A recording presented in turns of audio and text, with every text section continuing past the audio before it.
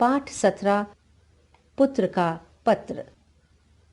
नेताजी सुभाष चंद्र बोस उन क्रांतिकारियों में से थे जिन्होंने अंग्रेजी सरकार के विरुद्ध ईंट का जवाब पत्थर से देने की नीति अपनाई थी। उनके मन में देश प्रेम की भावना का प्रवाह बालपन से ही होता रहा था। जब वे लगभग 12 वर्ष के थे तब उन्होंने अपनी माता को एक पत्र लिखा था। देश प्रेम की भावना से ओतप्रोत ये पत्र इस प्रकार है। रांची, सन 1912। आदरणीय माँ, सादर चरण स्पर्श। आज सुबह से ही मन में बार बार विचार आ रहा है कि क्या परतंत्र भारत माता की एक भी संतान स्वार्थ रहित नहीं है? क्या भारत माता इतनी अभागी है? कहाँ हैं वे वीर आर्य जो भारत माता पर अपने प्राणों का बलिदान कर सके? अब हमें जागना होगा। हम कब तक यूं देश की दुर्दशा देखते रहेंगे? 84 लाख योनियों के बाद कहीं हमें मानव देह प्राप्त हुई है।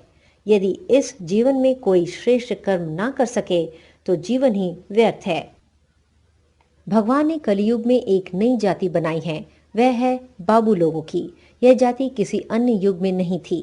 प्रभु ने हमें पैर दिए हैं पर हम 10-20 कोस चल नहीं सकते क्योंकि हम बाबू हैं। ईश्वर ने हमें हाथ दिए हैं पर हम श्रम नहीं करते। श्रम को छोटे लोगों का काम समझकर उससे घृणा करते हैं। इसका एक ही कारण है, हम बाबू हैं। हम सब काम नौकरों से करवाना चाहते हैं। हाथ पैर चलाने में हमें कष्ट होता है। हम बाबू हैं।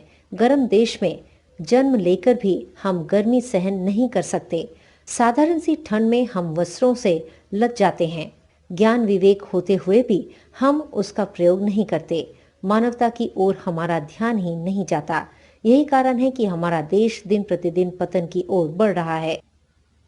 अब समय आ गया है जब हमें अपना स्वार्थ त्याग कर भारत माता की सेवा में जुट जाना चाहिए।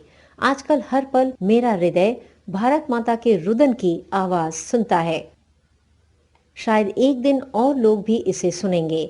मैं चिरकाल तक भारत माँ का सेवक बना रहना चाहता हूँ। आपका प्रिय पुत्र सुभाष।